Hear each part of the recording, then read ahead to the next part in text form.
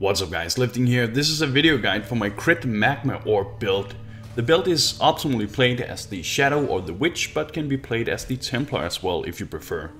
The build scales really well into late game and it is able to deal with the highest level maps and bosses, and it is fairly cheap to get going. Before I show you the skill gem setups and skill tree, let me give you a short rundown of how the build works. The defenses of the build consist of the usage of Arctic armor, mind over matter and endurance charges together with a cast when damage taken immortal call setup. To help with damage mitigation, a granite flask is also recommended. At the current state of the build you see in the background, the Magma Orb deals about 15,000 DPS, and let me tell you guys, this is with terrible unoptimized gear. The skill has the potential to deal much more damage, and I will of course show you what you need to do to obtain that. The build further utilizes the Eldritch Battery keystone that makes it so that your energy shield that normally protects your life pool now instead surrounds your mana globe. The effect of this is that you can now fuel the cost of your skills through energy shield instead of mana. The benefit of this is that you can reserve the cost of your aura, heralds and Arctic armor on your mana, but still be able to cast your skills through the usage of Eldritch Battery. And to help with energy shield regeneration, the build also utilizes the Zealot's Oath keystone. This makes it so that life regeneration applies to energy shield instead of life. And as I mentioned, this build also uses the mind over matter keystone, and this means that whenever you take damage, 30% of that damage will be taken from your energy shield instead of your life pool, thus making you significantly tankier.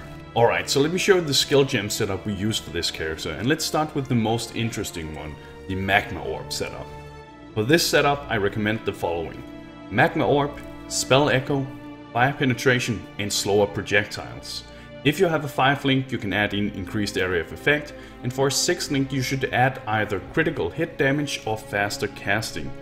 Faster casting is a bit safer in regards to reflected damage, but critical hit damage will give you the highest DPS, so that's up to you. And this setup is pretty straightforward. Basically Spell Echo will make you cast Magma Orb twice per action. Fire Penetration will penetrate the monster's fire resistances, thus making the monster take more damage. Slower projectiles will greatly increase the damage, but for some unique reason it will not slow down the Magma Orb projectile as it would do with any other spell. Increased area of effect will increase the impact radius, but also increase the distance the magma ball travels when jumping. Faster casting does what it says, and increased critical damage will increase the damage of each critical strike. For your curse setup you'll be using Assassin's Mark, Curse on Hit, Herald of Thunder and Herald of Ice. This setup makes it so that every time you proc the lightning and shadow effect from the heralds, the Assassin's Mark curse will spread to nearby enemies. And the cool thing about this is that it means you don't have to manually cast the curse, which also means that your power charges will be refreshed automatically whenever you kill something. And Herald of Thunder and Herald of Ice of course adds a flat amount of lightning and cold damage to the Magma Orb skill as well. But before your character starts to get reliable and consistent crits, I suggest having 2 Assassin's Mark skill gems. One for this setup, but also another one for self-casting in between packs to help generate power charges whenever necessary. Alright, so to help alleviate some of the heavy physical damage hits, I suggest using a level 9 cast when damage taken, a level 11 immortal call and an increased duration support gem, which you should level all the way up to max level. This setup will make it so that as long as you have your endurance charges up, then whenever you take a bit hit of damage, then the cast when damage taken skill gem is going to proc and cast immortal call for you, thus making you immune to any physical damage for a few seconds and giving you time to get into a safer position. The endurance charges will, whenever up, additionally add to your survivability by increasing your physical damage reduction and providing you with life regeneration. And to obtain these endurance charges I suggest the following setup: Enduring Cry, Increased Duration, Vault Discipline and Blood Magic. Whenever you cast Enduring Cry, you will be granted endurance charges based on how many enemy minions that was affected by the war cry. It will also greatly increase your life regeneration, and since you're using Zealot's Oath in this build, that makes it so that life regeneration applies to energy shield instead of life. This will give you a rapid energy shield regeneration effect. Enduring Cry basically serves 2 purposes for this build. And the one is damage mitigation through endurance charges and via the cast when damage taken immortal call setup, but also as an energy shield replenisher, which is great as it allows you to keep casting your skills without running low on energy shield, but it also protects you as it synergizes with mind over matter. It is very, very important that you understand that you have to cast Enduring Cry as often as possible to keep up your endurance charges, but also to regenerate your energy shield to cast your skills and prevent you from going low on energy shield. When used, Vault Discipline will add a high, flat amount of extra energy shield and allow you to regenerate your energy shield even if taking damage. This skill is very useful for those situations where Mind Over Matter, if you're constantly taking damage, will prevent you from effectively regenerating your energy shield. But also for those situations where you simply need to spam your Magma Orb without having to worry about running out of energy shield. Increased duration will increase the duration of both Enduring Cry and Vault Discipline, and Blood Magic will make it so that whenever you use these skills, it won't interrupt your energy shield from recharging. For the last setup, I recommend that to help mitigate physical damage but also reflect damage, that you use Purity of Fire and Arctic Armor. In this forelink, you should also put Flame Golem for the damage increase that it provides and Minion Life to help keeping the Golem alive. With a high level Purity of Fire, you'll be able to reach 79% fire resistance. This together with Arctic Armor that reduces incoming fire and physical damage makes up for a very powerful and effective defense against fire damage sources, which includes your own reflected damage. To further protect yourself from reflect, I also suggest using a ruby flask, and then whenever you see a reflect mob, simply use the flask and burn it down without the fear of killing yourself. So let me show you the skill tree and explain how I leveled this character. Keep in mind that the type of skill nodes that benefit this build is the one that provides life and energy shield to improve our defenses, and fire damage, elemental damage, critical strike chains and multiplier, and of course cast speed for the offensive capabilities. And as I said in the beginning of the video, you can play this as a witch or the Templar as well. If you want to play it as the witch, you simply go down this path, choose witch, and you remove this pathing over here. If you want to play it as the Templar, you simply go down this path and of course remove the witch pathing over here. But I decided to go as the Shadow as I feel like the cast speed it provides in the beginning is the best choice. So let me change this and let me show you how I suggest leveling right from the beginning. You should start up by picking elemental damage, and your first goal is to gain some damage for leveling, but also to gain some survivability so you won't die. We're gonna do that by picking up this elemental node, picking cast speed, then into trickery for the increased critical strike chains, the intelligence and the elemental damage. After that you should pick up blaze for the increased fire damage, and then cold-hearted calculation for the increased spell damage and mana regeneration. After that I suggest picking up blood siphon for the increase to life and strength, and then finally coordination down here for the increases to dexterity, and well, you don't care about the 12% increased attack speed, but you do care about the 6% increased cast speed. After coordination, I also suggest picking up Sniper. Remember, Magma Orb has the projectile keyword, so that means that anything that influences projectiles benefits Magma Orb. So basically you're getting a 30% damage increase for 2 points here. Very nice. The next goal is to pick up a bit more life and mana and greatly increase the area of effect of the Magma Orb. We do that by going up in this direction. Let me zoom in a bit here. Then pathing into this direction, picking up Heart and Soul. Then going into Deep Wisdom, picking up Blast Radius, Area of Effect Radius, going up here towards the crossroads of the Witch Tree, then picking up the critical nodes down here. Don't bother picking up Annihilation yet, because we won't be going for crit yet. Then pick up Elemental Dominion for the increased damage with spells and the cast speed. After having picked up Elemental Dominion, go down and pick up Retribution for the increase to spell damage and the 5% increased cast speed. After having picked up Retribution, I suggest picking up Amplify and the last Area of Effect Radius skill node. Your Magma Orb will at this point in time feel much better to use, the Area of Effect will be much better. The next goal is to gain a bit more survivability. We do that by picking up Quick Recovery for the life and mana regeneration, but also the life regeneration that it provides. After having picked up Quick Recovery, I suggest picking up Discipline and Training for the flat 30+ to maximum life and the 10% increased maximum life. This is a very, very strong notable.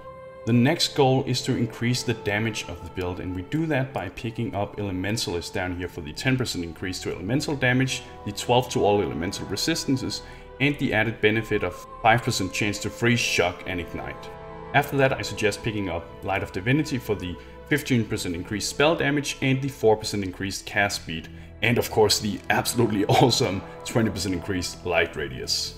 After having picked up Light of Divinity, I suggest you head in this direction where you will be picking up Purity of Flesh for the increases to maximum life, but also the chaos resistance that these skill nodes provide. After having picked up Purity of Flesh, we're going for more damage, and we're going to do that by going down towards Celestial Judgment, and you should of course pick up the fire damage skill nodes, then Celestial Judgment for the 18% increased elemental damage and the fire penetration that it provides. After having picked up Celestial Judgment, you might as well pick up Celestial Punishment for the 25% increased damage against frozen, shocked or ignited enemies, and of course the additional bonus of 5% extra chance to freeze, shock and ignite.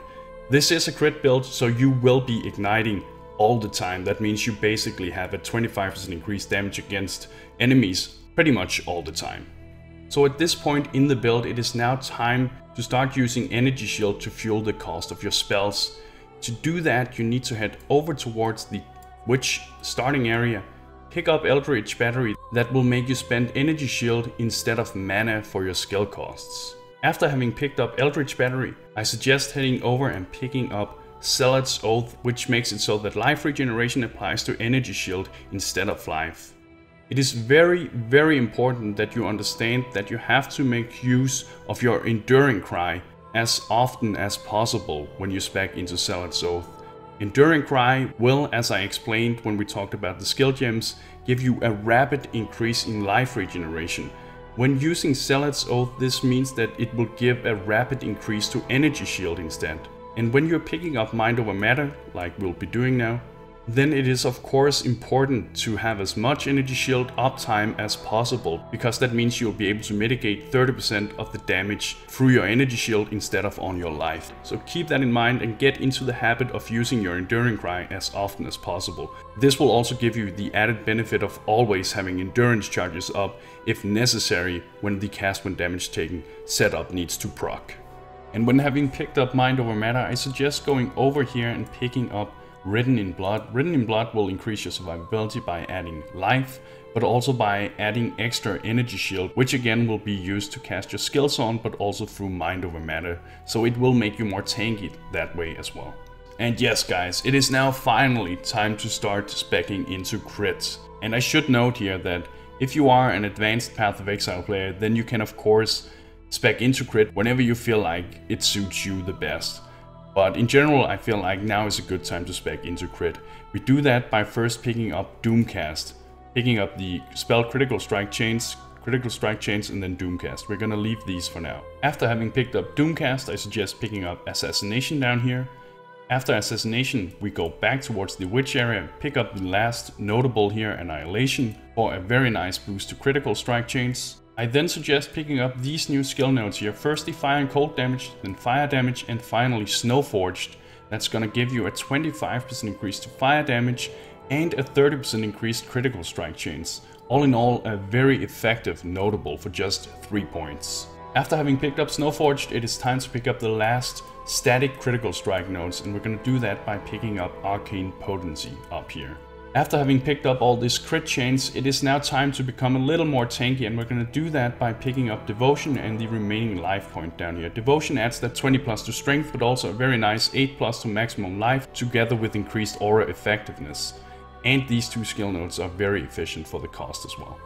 After having picked up Devotion, I also suggest you pick up Sovereignty over here together with the reduced mana reservation nodes. This will make it so that you can now run your Purity of Fire, your Arctic Armor, and your double Heralds. And with that said, if you want to run your auras earlier than this, then simply spec into Sovereignty whenever you feel like it. After Sovereignty, I suggest picking up this life node down here together with Sanctity. Sanctity will give you life regeneration, which is good because of Zealot's Oath, and it will give you that 10% increased maximum energy shield, which is very efficient for one cost. Now after this, we should again aim to improve our critical strike chains. And the way we're going to do that now is by picking up power charges. We're going to start with Instability because it has the spell damage per power charge as well, and you're going to pick that up.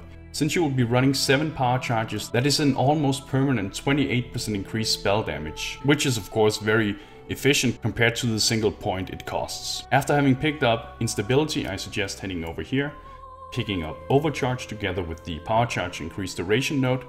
After that, you head towards the shadow part of the tree, pick up Infuse together with the increased power charge duration skill node.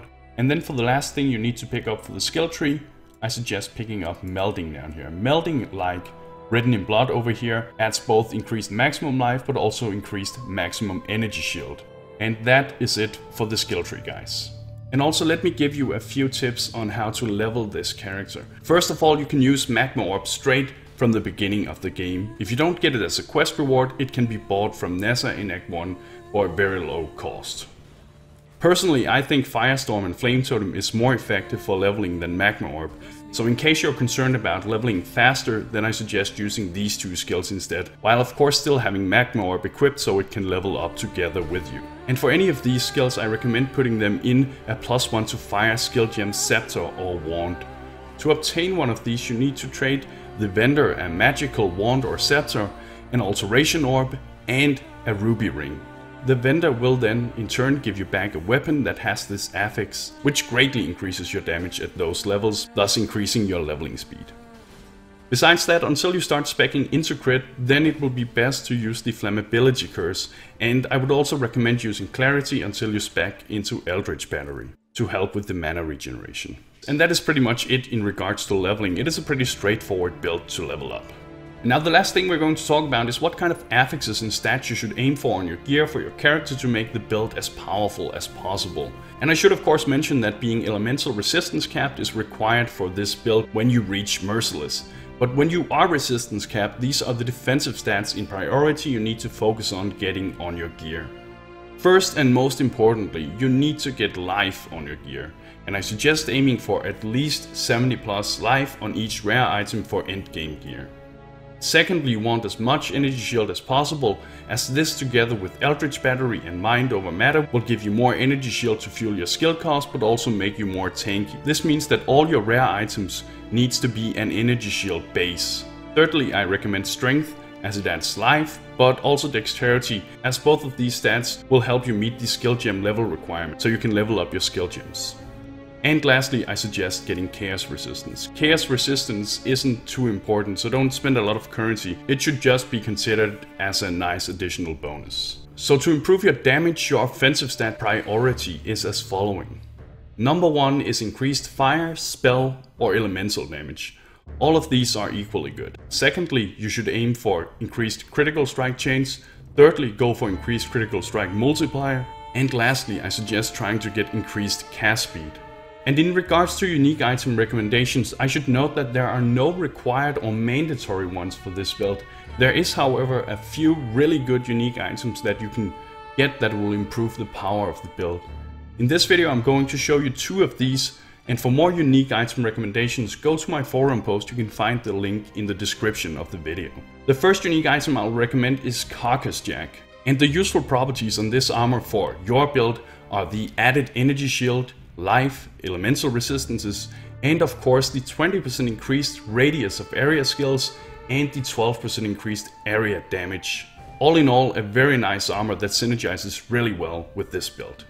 The other unique item I'm going to recommend is a Divinarius. This dagger will provide you with a significant boost to spell damage and critical strike chains, some insignificant life and mana gained on kill, but also a very nice 10% increased radius of area skills.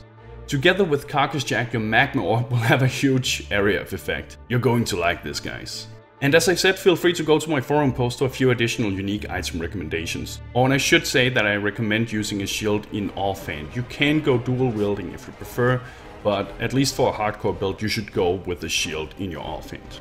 And for this build you should also get 2 Seething Life Flasks, 1 Iron Skin Granite Flask, a Quicksilver Flask, and a Ruby Flask to help with reflect damage.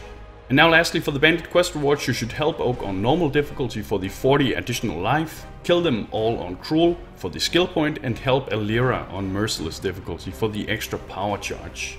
And that's it, guys. Remember, if you have any questions, then the best way to contact me is to join me at my Twitch live stream.